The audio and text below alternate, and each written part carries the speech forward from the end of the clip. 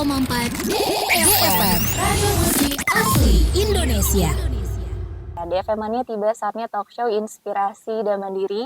Dan tema kita pagi ini adalah berkarya dan berkontribusi membangun literasi mulai dari keluarga. DFM Mania Pustaka Generasi Inspirasi lahir sebagai wadah dalam upaya turut serta membangun negeri melalui literasi. Literasi itu sendiri adalah kemampuan untuk memahami informasi, mengolah, menganalisa, menghasilkan kesimpulan, dan menggunakannya untuk pemecahan masalah sehari-hari. Dan upaya yang dilakukan oleh Pustaka Generasi Inspirasi ini adalah mengajak keluarga untuk berkarya dan berkontribusi dalam literasi melalui berbagai kegiatan untuk menghasilkan karya literasi. Harapannya bisa turut serta membangun ekosistem literasi yang membangun generasi inspirasi, yaitu generasi yang berprestasi dan berkontribusi untuk kemajuan negeri. Dan pagi ini, DFM Mania kita sudah kedatangan narasumber kita yang luar biasa, ada Mbak Liani Jumiati Asri, founder Pustaka Generasi Inspirasi. Assalamualaikum pagi Mbak. Pagi. Apa kabar? Alhamdulillah, terima kasih atas kesempatan pagi hari ini. Sudah diberikan kesempatan yang luar biasa untuk bisa berkunjung ke sini. Iya, DFM Mania temanya pagi ini luar biasa sekali, berkarya dan berkontribusi membangun literasi mulai dari keluarga. Nah, ini untuk para ibu-ibu ya Mbak ya. Iya, Apalagi yang keluarga. punya anak kecil di rumah, yang punya anak-anak DFM Mania, calon generasi penerus bangsa. Jangan lupa nanti bertanya di segmen berikutnya. Kalau ada pertanyaan seperti biasa langsung aja ke WhatsApp di nomor 0811991034. Tadi tuh kita membahas tema berkarya dan berkontribusi membangun literasi mulai dari keluarga. Ya, berarti kan Mbak Liani ini mengangkat sebenarnya isu literasi di Indonesia, gitu kan berangkatnya dari situ. Mungkin biar pendengar kita paham, bisa dijelaskan dulu Mbak, secara rinci sebenarnya apa sih itu literasi? Soalnya nih, kalau aku sebagai orang awam, yang aku tahu ya literasi membaca, menulis gitu. Tapi lebih jauh maknanya seperti apa sih Mbak? Jadi sebenarnya literasi itu nggak hanya sekedar membaca kata, kalimat kayak gitu ya. Jadi literasi itu adalah sebenarnya kemampuan kita itu bisa memahami informasi, teks tertulis kayak gitu. Terus kemudian kita bisa memahami, menganalisa, kita bisa memilah mana itu yang baik, mana yang buruk. Kemudian kita bisa menjadikan informasi itu, ilmu itu sebagai patokan kita untuk memecahkan masalah dan juga bisa menggunakannya untuk bisa menghasilkan karya penyelesaian masalah di masyarakat. Jadi sebenarnya endingnya orang ketika literasinya itu baik, jadi dia itu bisa memilih mana sih yang baik, mana yang buruk, kemudian dia itu bisa menggunakan untuk memecahkan masalah dan bisa menghasilkan karya. Itu seperti itu. Jadi nggak hanya sekedar membaca dan menulis, yaitu saat ini mungkin kebanyakan masyarakat itu mengetahuinya literasinya itu bisa membaca. Akhirnya banyak termasuk ibu-ibu juga itu banyak berbondong-bondong untuk mengupayakan anaknya itu bisa membaca. Udah seperti aja selesai. Padahal sebenarnya harusnya anak itu seharusnya dibentuk menjadi seorang pembelajar sepanjang hayat, di mana dia itu mencintai belajar, mencintai ilmu pengetahuan, di mana ilmu pengetahuan itu bisa digunakan untuk pemecahan masalah dalam kehidupannya sehari-hari. Itu seperti itu. Jadi kalau ngomongin literasi itu sebenarnya seperti yang tadi Mbak Liani bilang soal kemampuan atau skill memahami terus juga mengolah dan memilah mana nantinya yang akan dijadikan penyelesaian masalah. Nah itu dia DFM Mania. Penting banget, nggak hanya di sekolah, makanya harus dimulai dari keluarga. Mbak Liani kenapa harus dimulai dari keluarga? Silakan Mbak. Iya, sebenarnya kalau tadi berbicara tentang literasi sendiri, itu kan sebenarnya literasi itu kan pondasi dasar. Jadi orang sebelum memahami segala macam ilmu pengetahuan itu harusnya berawal dari skill literasi. Kalau dia nggak punya kemampuan untuk bisa memahami ilmu pengetahuan, maka belajar apapun dia nggak akan mampu. Nah, sementara kenapa kok harus mulai dari keluarga kayak gitu ya? Nah, sebenarnya keluarga itu pendidik utama dan pertama. Jadi anak itu kan berinteraksi pertama kali itu kan dengan keluarganya. Dan juga sebagian besar waktunya itu banyak digunakan di keluarga. Nah, seperti kemarin yang disampaikan oleh Menteri Nadiem Makarim, Menteri Pendidikan dan ini ya, Mendikbudristek itu menyampaikan bahwa andaikan saja banyak keluarga di Indonesia itu membacakan buku pada anaknya itu setiap hari selama 3 tahun terus menerus kayak gitu, minimal sehari itu 10 menit kayak gitu, pasti tingkat literasi itu akan meningkat. tanpa adanya perubahan di pendidikan di sekolah kayak gitu. Karena kenapa? Karena dia itu kan di keluarga anak itu langsung mendapatkan dari ibunya, dari bapaknya, terus juga ini ya melihat langsung bagaimana sih aktivitas keluarganya dan bisa memfigurkan langsung kayak gitu ya, berinteraksi langsung. Nah, dari situ dia akan bisa lebih terbentuk untuk kemampuan literasinya itu tadi. Dan ini pun juga sudah terbukti negara-negara maju, salah satunya Jepang yang saya ketika belajar. Jadi Jepang itu kan awal kali juga banyak masyarakatnya itu kan masih buta huruf, tingkat literasinya juga masih rendah awal kali dulu. Kemudian seluruh elemen itu bekerja sama, nggak hanya pemerintah, nggak hanya komunitas, tetapi juga keluarga. Selain juga sekolah kayak gitu ya. Jadi keluarga, ibu di rumah, bapak juga di rumah, itu ternyata punya kontribusi besar. Jadi di rumah anak-anaknya itu juga dibacain buku, itu juga dibangun literasi di keluarganya sehingga jadi itu literasi di keluarga itu kuat, ketika banyak literasi keluarga kuat, akhirnya secara otomatis masyarakat itu juga mayoritas akan literasinya itu akan baik. Nah, itu seperti Aku itu. setuju sih, Mm-mm. kemampuan masyarakat itu terbentuk bergantung pada literasi, skill Mm-mm. literasi yang dia punya, Mm-mm. yang dibangun dari keluarganya. Nah, ini yang sering banget ibu-ibu miss ya, Iya, Mbak ya, mm-mm, betul. hanya mengandalkan sekolah, Mm-mm. pendidikan formal untuk membaca, padahal kita sendiri pun sebagai orang tua bisa membantu membangun skill anak di Iya, rumah. betul. Dari usia berapa, Mbak, Mm-mm. seharusnya kita sebagai orang tua mulai membangun literasi anak? Iya. Sebenarnya kalau dari penelitian itu bahkan sejak dalam kandungan Mm-mm. anak itu bisa dibangun literasinya. Bahkan sebenarnya kalau awal tuh ya dari memilih pasangan kayak gitu. Iya. Dari memilih pasangan bagaimana sih mereka yang memang memiliki ini ya. Kalau saya sendiri pribadi itu juga menerapkan seperti itu. Jadi saya memilih pasangan itu memilih mana sih pasangan yang memang dia itu tuh belajar, dia itu juga suka literasi sehingga nanti dia kan akan jadi figur ke anak-anak kayak gitu ya. Itu juga sudah dibuktikan sama ibu-ibu yang menulis bersama saya itu banyak mereka itu menuliskan pengalamannya mereka, ternyata ayah itu juga kontribusinya besar terhadap ini figur anak membaca kayak gitu. Jadi ayahnya ketika dia itu suka baca, ternyata anaknya itu juga akan meniru.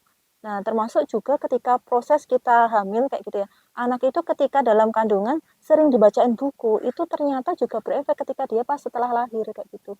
Bahkan sejak dalam kandungan ketika janin itu bayi itu sudah bisa mendengar, itu bagus dibacain buku-buku anak kayak gitu. Dan ketika anak itu lahir itu juga dibacain buku, tapi cuma nanti kan jenjangnya itu kan berbeda, jenis-jenis bukunya itu kan berbeda. Iya. Nah, bahkan sejak seperti itu bisa. Nah, efeknya itu luar biasa. Jadi ada yang sudah menerapkan. Jadi dari ibu-ibu yang ikut nulis bersama saya, mereka itu kan menyampaikan pengalaman mereka yang mereka ini ya. Jadi membacakan buku, membangun literasi itu sedini mungkin. Jadi mereka itu membacakan literasi sejak dalam kandungan, terus lahir itu juga tetap dibacain buku usia 3. Jadi mereka itu ada efek perbedaan dengan mereka yang tanpa dibangun seperti itu. Pertama, mereka akan lebih cepat berbicara, terus juga Iya. kosakatanya itu melimpah kayak gitu. Jadi karena kenapa? Karena jadi anak ketika dibacain buku itu kan masuk melalui telinganya mereka akan terekam di otaknya mereka. Nah, sesuatu yang terekam itu tadi, kata-kata yang terekam itu tadi akan meluber kayak gitu. Nah, luberan itu dalam bentuk kosakata bicara itu tadi. Jadi otomatis ketika anak yang dibacain buku itu akan ini bicaranya akan lebih banyak, lebih lancar. Itu juga kosakatanya itu akan lebih banyak kayak gitu. Dan ini terbukti. Jadi ada salah satu penulis saya itu dia itu bercerita bahwa anaknya itu dulu pernah ya 5 tahun itu speech delay nggak bisa bicara. Nah itu ibunya itu memakai cara yang sederhana yaitu dibacain buku pas usia 5 tahun itu tadi. Nah akhirnya itu dia sembuh dari speech delay dan akhirnya sekarang malah justru jadi pendongeng. Jadi malah dia tuh pinter berbicara dan itu alhamdulillah kemarin tuh juga ikut bersama kami untuk membuat buku anak itu. Jadi ibunya nulis buku ini, anaknya juga ikut nulis buku. Jadi itu sebaiknya memang harus sedini mungkin kita itu bangun literasi itu tadi. Nah ada yang sempet dia itu telat kayak itu tadi ya. Jadi dia awal itu nggak sempat perhatian sama anaknya 5 tahun speedily baru dia sadar bahwa memang harus fokus pada pembangunan di ini anaknya sama literasi keluarga itu tadi. Akhirnya ketika dibangun, ya alhamdulillah luar biasa efeknya. Kemarin saya juga dikabari anaknya masuk juara 1 dongeng kayak gitu, tingkat sekolahnya kayak gitu, tingkat di kecamatannya kayak gitu. Dan nanti akan mengikuti banyak lomba. Bahkan kemarin tuh katanya mau ya tingkat nasional maupun go internasional kayak gitu. Makanya saya juga senang banget dengan adanya yang seperti itu tadi. Oke, jadi Mhm. seperti itu deh Femania. Mhm. Sebesar itu pengaruhnya dari Pengaruhnya. literasi kepada kemampuan berbicara anak, Mhm. cepat lambatnya berbicara anak, Mhm. juga banyaknya variasi kosakata yang terekam dalam memori anak. Dan itu dibangunnya dari keluarga. Kalau ditanyanya kapan ya Mbak ya, tadi Mhm. sejak Sedini dalam mungkin.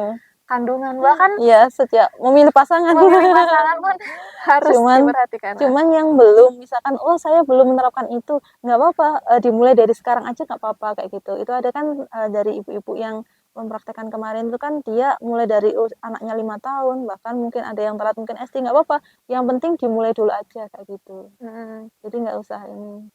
Oke, bentuk-bentuknya Mhm. untuk, menstimulasi anak menyukai literasi atau membangun Mhm. literasi kita sebagai orang tua selain membacakan dongeng, Mhm. seperti apa aja sih, Mbak, Mhm. bentuk yang bisa kita lakukan? Nah, jadi tadi sebenarnya yang kita fokuskan ketika literasi itu, ada bukunya kayak gitu. Mhm. Kenapa? Karena ketika ada bukunya, jadi membacakan buku, ada bukunya, nanti kan dari situ anak akan melihat ada gambarnya misalnya, terus ada teksnya, ada kata-katanya. Nah, itu anak-anak akan belajar huruf kayak gitu ya. Nah, selain membacakan buku, itu nanti juga bisa dengan book display namanya. Jadi kita itu, mengajak anak untuk bermain berpusat pada buku. Jadi nanti, misalnya ada buku tentang membahas proses tentang, eee, proses berubahnya ulat, ulat menjadi kupu-kupu misalnya. Iya. Nah, itu juga bisa nanti kita iringi dengan permainan misalnya membuat, ulat atau membuat kupu-kupu kayak gitu. Jadi, bagaimana sih anak menjadikan, buku itu mengasyikkan kayak gitu. Nah, Mmm. itu memang dari situ akhirnya anak-anak itu jadi lebih memandang buku itu bukan sesuatu yang menyeramkan, membosankan, tapi buku itu sesuatu yang mengasihkan. Ada contoh dulu tuh yang ini, jadi ada, yang tadi, yang speech delay itu tadi, jadi ibunya itu selain membacakan buku, jadi ketika dibacakan buku itu mengajak anaknya, "Ayo kita cari huruf yuk di buku ini, huruf misalnya huruf S, huruf A kayak gitu, ayo kita cari," kayak itu, huruf sesuai dengan namanya, terus mungkin huruf sesuai dengan kata-katanya, terus mungkin mencocokkan antara, gambar dengan hurufnya kayak gitu. Nah, itu Mhm. ternyata berpengaruh signifikan sekali terhadap anak dan anaknya itu justru suka sekali dengan buku sekarang. Jadi anaknya itu sering banget, justru minta untuk diikutkan untuk acara-acara literasi. Jadi setiap minggu itu diajak ke perpustakaan dan justru seperti yang ini tadi, jadi ibunya itu kan buat buku, anaknya juga minta buat buku, biasanya kan Iya. males ya kayak gitu-gitu Heeh. ya. Nah, itu membuktikan bahwa memang, harus ada cara-cara yang mengasihkan untuk ini ya, menjadikan anak itu dekat dengan buku dan itu nggak hanya dengan membacakan buku saja, tapi memang juga bisa dengan bermain bersama buku itu tadi. Jadi begitu dia Mhm. temanya, bukan hanya ditujukan pada buku yang Mhm. tulisan Mhm. hitam putih, tapi saya pribadi pun Mhm. Mbak, kalau saya ke perpustakaan atau ke toko buku, saya lebih tertarik baca buku ensiklopedi. Buku Mmm. yang lebih banyak gambar, Oh iya. terus buku yang kertasnya itu Mhm. tebal, ya Mhm. kan warnanya banyak, Mhm. kayak gitu. Saya kan udah dewasa hitungannya, Iya. tapi begitulah manusia Mhm. ya, Iya. butuhnya yang menyenangkan gitu. Termasuk anak pun, jadi buku anak itu, harusnya itu memang buku yang bergambar. Jadi anak itu kan jadi tertariknya itu kan secara visual dulu. Iya. Jadi memang buku-buku anak itu buku yang menarik secara visual, jadi banyak gambarnya, terus juga teksnya itu mungkin lebih sedikit supaya apa, dan buku itu, buku yang antara gambar sama tulisan itu bisa bercerita. Jadi ada anak tuh yang belum bisa baca teksnya, dari gambarnya aja tuh anak udah bisa membaca ceritanya itu seperti apa. Disusun ya kan. Iya, itu seperti itu. Nah, begitu deh Mhm. Femania. Tapi mungkin untuk pendengar kita masih ada kendalanya nih, seperti apa sih, Mhm. untuk memulai?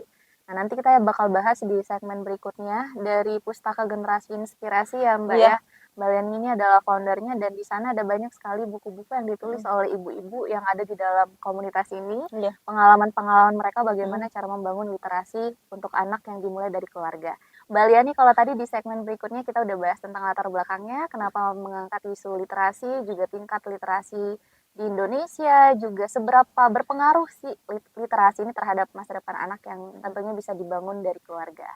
Nah, di sini sudah terpajang juga nih buku-buku dari Pustaka Generasi Inspirasi ya Mbak ya. Iya. Ini adalah satu komunitas yang isinya ibu-ibu semua Mhm. bercerita tentang pengalaman-pengalaman mereka membangun literasi dari keluarga. Iya. Ini awal kalau kita ngomongin tentang pustaka generasi inspirasi, awal terbentuknya seperti apa, Mbak Liani? Iya. Jadi, awal kali itu saya ini ya, jadi saya sendiri itu merasakan, pentingnya literasi dalam hidup saya maupun, generasi setelah saya kayak gitu. Jadi Iya. saya sendiri itu juga, awal kali dulunya itu juga ini ya, jadi merasakan masa di mana saya nggak mendapatkan bahan bacaan yang cukup Hmm. bagus kayak gitu ya. Eee, saya untuk mendapatkan buku aja tuh dulu ketika di kampung harus ini ya, eee, ngontel naik Mhm. sepeda cukup jauh kayak gitu ya, baru ada tuh di pusat kota karena saya di desa di Madiun kayak gitu ya. Nah kemudian, baru, ketika saya kuliah di kota Surabaya tuh saya baru bisa banyak mendapatkan akses buku. Nah terus baru setelah kuliah saya ke Jakarta itu semakin melimpah ternyata buku-buku. Iya. Nah dari sini saya sadar, dan semakin cinta pada literasi, saya sadar kayak gitu ya, ketika saya itu ada masalah, saya mesti nyari buku, itu mesti cari ketemu inspirasi inspirasi untuk penyelesaian masalah itu tadi.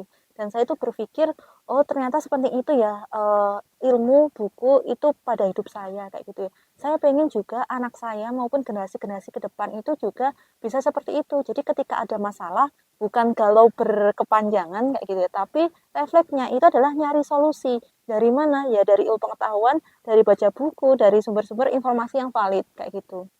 Mhm. Nah, seperti itu makanya saya itu juga pengennya itu ini ya, menyebarkan literasi supaya banyak generasi itu suka dengan literasi, banyak keluarga itu juga mencintai literasi.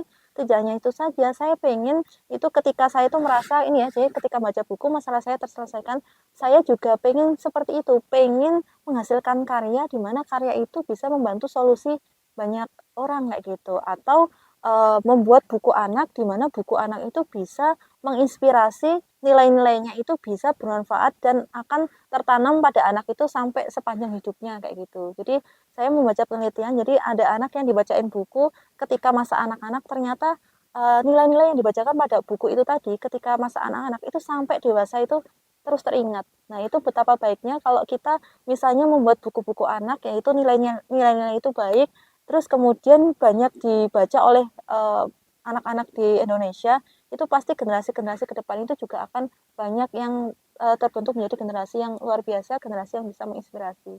Itu Oke. seperti itu. Berarti memang berangkat dari pengalaman pribadi ya, Pengalaman Mbak, ya? pribadi dan saya pengen banyak keluarga itu bisa merasakan, ininya, literasi itu tadi dan Mhm. pengen ke depan generasi itu menjadi generasi yang inspirasi itu tadi. Pustaka generasi inspirasi Mhm. ini sudah ada sejak kapan, Mbak? Iya, sebenarnya ini berawal ketika pas masa pandemi ya.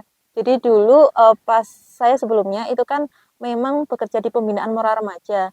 Nah, saya pengen, dari ilmu-ilmu yang saya dulunya juga ini mengembangkan literasi di remaja. Nah, saya pengen mengembangkan literasi itu lebih dalam di keluarga, makanya pada saat pandemi itu kan, lumayan banyak waktu ya kayak gitu ya, dan Mhm. juga kita terkoneksi banyak, secara online. Nah, maka dari itu saya mulai mulai program untuk buat nulis bareng sama ibu, terus juga buat kelas-kelas literasi, itu akhirnya, berlanjut sampai sekarang. Jadi mungkin sekarang sekitar setahunan lebih, ini memulai ini ngajakin ibu-ibu untuk, belajar, bagaimana sih membuat buku anak yang berkualitas, belajar nulis, belajar ilustrasi, kemudian juga ngajakin mereka berkarya untuk menghasilkan buku. Kalau saat ini yang paling banyak itu buku-buku untuk ini ya, untuk keluarga. Nah, kedepannya itu juga pengen banyak menghasilkan buku buku anak. Mhm. Karena justru, konsennya itu pengen sebanyak mungkin memberikan bahan bacaan yang bermutu untuk anak.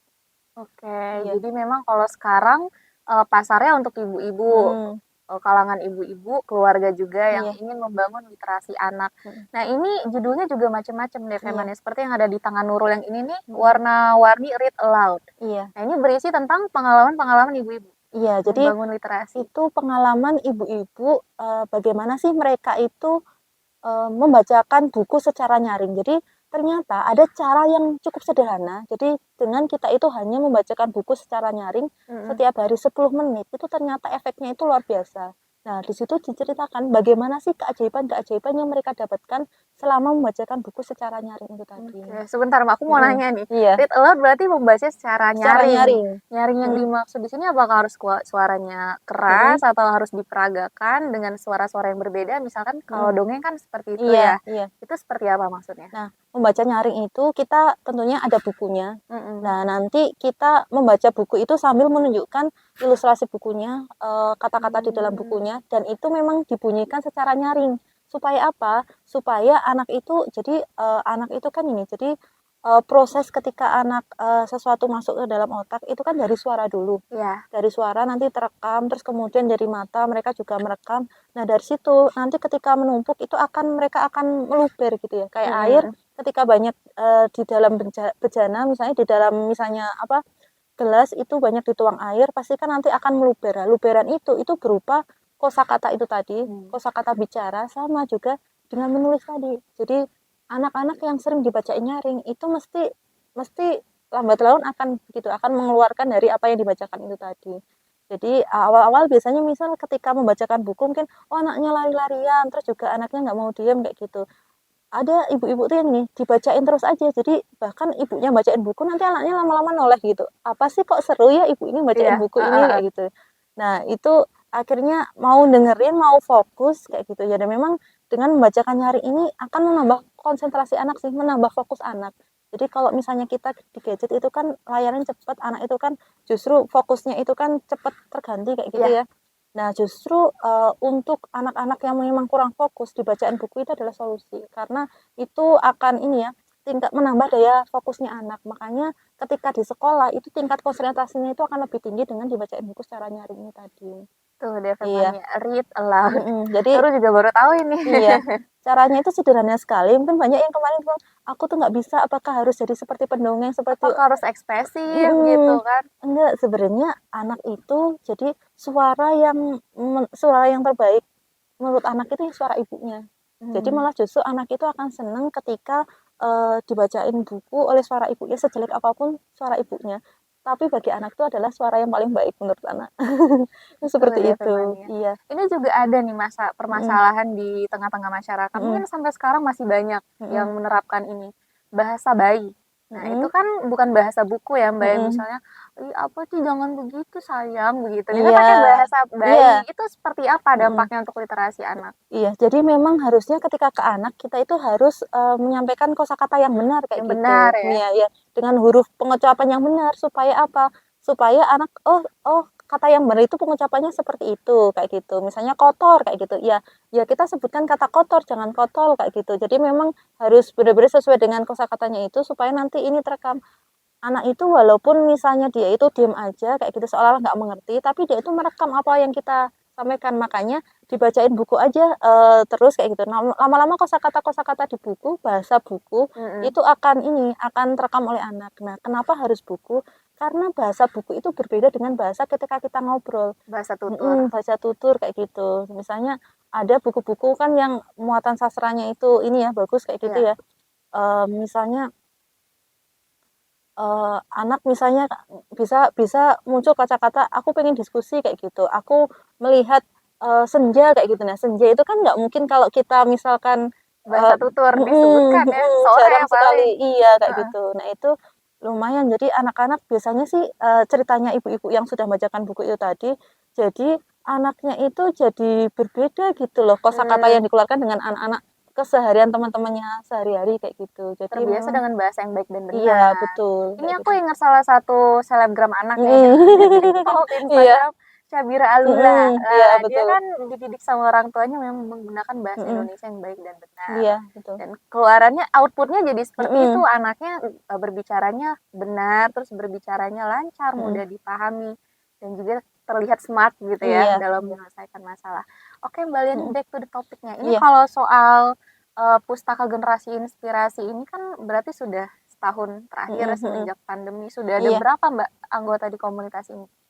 Saat ini membernya itu sekitar 150. Nah, itu tersebar enggak hanya di Jakarta tapi juga di berbagai wilayah Indonesia. Jadi salah satu beberapa penulisnya ini ada yang dari Lampung, ada Hmm. yang dari Sulawesi juga ada, terus juga dari Nusa Tenggara juga ada kayak gitu. Jadi memang tersebar di banyak wilayah karena memang kita kan bisnisnya online dan alhamdulillah kan senangnya sangat membantu sekali mereka kayak gitu. Jadi memang di tempatnya mereka itu kan nggak banyak aktivitas literasi yang seperti ini kayak gitu ya. Artinya mungkin mereka bisa gabung tuh juga banyak informasi dari teman-teman yang di Jakarta juga.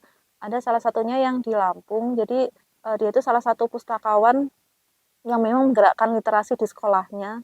Jadi anak-anaknya itu jadi di sekolahnya itu kan ini ya di tengah kebun nanas kayak gitu ya. Iya, Ketika anaknya itu naik berangkat sekolah itu naik bus terus juga sering kali hujan kayak itu harus dorong bus kayak gitu. Jadi di tengah desa yang seperti itu ternyata kalau dihidupkan literasi itu juga efeknya luar biasa. Jadi anak-anak awal kali itu kan nggak pede kayak gitu ketika suruh baca buku, tapi dengan aktivitas misalnya dibacain buku terus kemudian anak suruh cerita maju, itu ternyata bisa ini menambah rasa percaya dirinya mereka. Dan aku mereka setuju sama itu. jadi banyak tahu banyak hal di luar kampungnya mereka kayak gitu. Kita bakal percaya diri sama sesuatu hal yang udah biasa kita lakukan. Iya, Salah satu betul. dengan membaca buku memang harus dibiasakan biar anaknya percaya diri. Iya. Gitu DFM Mania. Oh ya, kita juga live di Instagram Mbak Oh buat ya. DFM Mania. Mungkin yang punya pertanyaan bisa di-drop di kolom komentar. Nah, ini untuk buku yang diterbitkan dari Pustaka Generasi Inspirasi ini ada banyak DFM Mania. Kayak tadi warna-warni read aloud, membaca nyaring, terus juga ada ide bermain bersama anak tanpa gawai, Iya, termasuk betul. juga ini untuk generasi Gen Z. Tadi kita udah bahas tentang Pustaka Generasi Inspirasi yang isinya atau membernya merupakan ibu-ibu ya Mbak ya yang bercerita tentang pengalaman mereka masing-masing membangun literasi dalam keluarga. Oh ya Mbak Liani, ini ada penanya dari WhatsApp. Iya. Pertanyaannya seperti ini, Mbak, lebih efektif literasi digital atau konvensional untuk anak? Nah, kalau sekarang kan banyak nih anak-anak yang udah dikenalkan dengan YouTube, terus juga dengan Google, karena kan di YouTube itu juga banyak tuh literasi, mungkin yang menyanyi dengan gambar, terus warna, nah itu seperti apa? Kalau menurut saya sih baiknya kalau dari anak-anak itu memang berangkat dari yang fisik dulu kayak gitu ya. Karena memang kalau dari buku memang kan anak bisa merasakan langsung kayak gitu ya. Terus juga sebelum membacakan buku sebenarnya juga ada namanya itu stimulasi pra membaca, para menulis kayak gitu. Jadi nanti kita mengajak anak-anak itu berinteraksi langsung dengan ini. Jadi misalkan untuk anak itu bisa menulis kayak gitu ya, itu juga perlu misalnya aktivitas-aktivitas untuk menguatkan otot tangan kayak gitu ya. Nah, itu juga perlu misalnya aktivitas misalnya meremas kertas kayak gitu ya. Terus juga main play-doh kayak gitu. Nah, itu juga bagus untuk bisa menguatkan supaya nanti anak tuh ketika pas belajar itu siap otot-otot tangannya kayak gitu. Terus juga itu tadi ketika dengan buku itu kan ini ya dia bisa membalik-balik memegang halamannya langsung, melihat gambarnya kayak gitu ya. Dan itu bisa menambah anak itu tingkat kefokusannya itu lebih tinggi. Nah, kalau lewat gawai kayak gitu ya, di usia awal apalagi, itu kan cepet banget ya berpindahnya gambar-gambar Iya. itu ya. Nah, itu membuat anak itu tingkat konsentrasinya itu akan semakin rendah.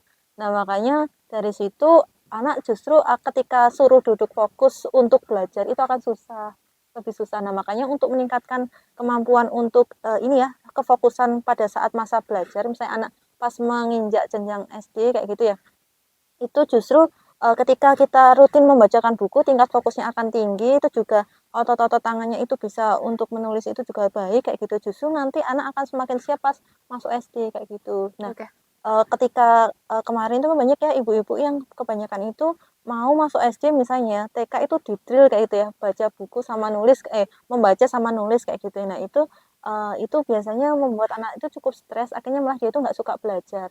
Nah, justru stimulasi pra membaca, pra menulis itu justru sedini mungkin kayak gitu. Misalnya itu dengan dibacakan buku atau aktivitas-aktivitas bermain yang menggunakan atau kalau simpelnya dulu tuh waktu saya belum kenal aktivitas yang seperti ini kayak gitu. Dulu sama nenek saya itu cukup diajak aja ke dapur kayak gitu ya.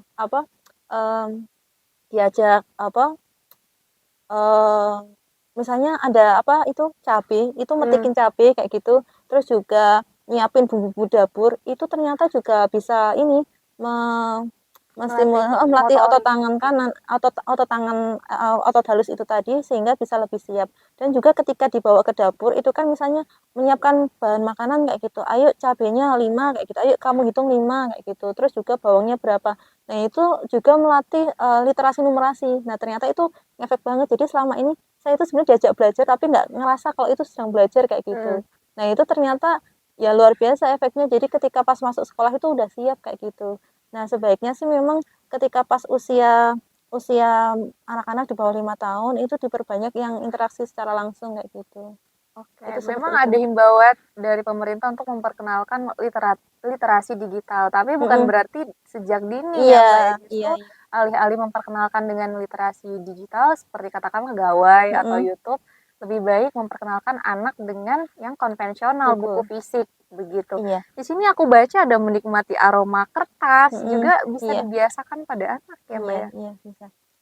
Nah, itu seperti itu. Jadi di sini juga kemarin ibu-ibu juga sempat nulis tentang ini ya, stimulasi, pra-membaca, pra-menulis kayak gitu. Mhm.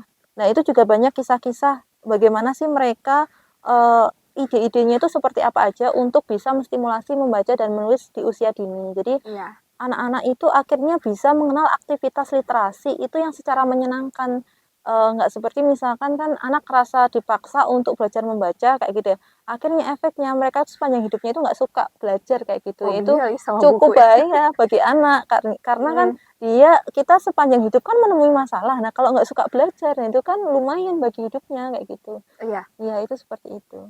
Oke, mungkin di luar sana Mhm, juga nih ibu-ibu atau keluarga-keluarga lain punya, mhm, cara tersendiri mhm, untuk memperkenalkan literasi iya, pada anaknya mhm. masing-masing. Boleh nggak sih Mbak gabung sama komunitas, Iya "Nih aku boleh mau banget. nyumbang nih, aku punya pengalaman dulu misalnya kayak gini Iya, ya," terus mhm, mau ngirim, mau mhm, berbagi ke ibu-ibu atau keluarga-keluarga lain, mhm. seperti apa caranya? Iya, boleh banget.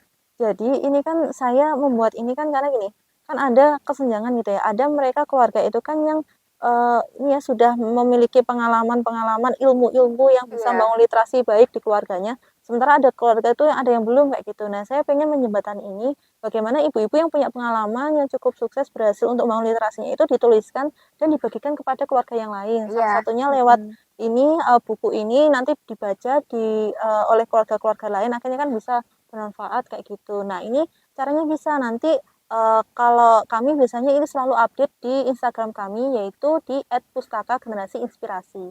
Jadi nanti bisa mengikuti @pustaka_generasi_inspirasi, nanti akan update info-info di situ, atau mungkin juga bisa langsung, DM aja di situ untuk mendaftar pengen nulis bareng kayak gitu, atau, juga ada di situ kan, kegiatan kelas literasi. Jadi kelas literasi ini kami mendatangkan, pengajar dari penulis buku yang memang sudah ini ya, sudah berpengalaman. iya, Seperti contohnya kayak kemarin tuh ada kelas bersama Kak Beni Ramdhani, penulis buku anak, Kak Wati Idio, Kak Widiarus, kemudian Kak Nur Hadi. Nah, di situ kita belajar bagaimana sih membuat buku anak yang bermutu. Itu seperti itu. Nah, nanti bisa bergabung untuk ikut kelas literasinya maupun ikut, nulis barengnya. Atau mmm. juga bisa misalnya pengen membaca nih hasil karya ibu-ibu juga bisa menikmati hasil buku ini dengan nanti bisa pesan melalui Pustaka Generasi Inspirasi. Jadi kalau mau Mhm, baca DP Mania atau mau bergabung mhm, langsung aja ke Instagramnya mhm. tadi ya di @pustaka Generasi generasi Inspirasi. inspirasi. Iya, Di situ ada banyak update info termasuk juga akan diarahkan nanti mhm, kalau misalkan mau mendapatkan bukunya atau mau bergabung iya, dengan komunitas ini. mhm. Mbak, kita udah masuk di penghujung Iya, acara ternyata. ternyata ya Tapi singkat banget ya.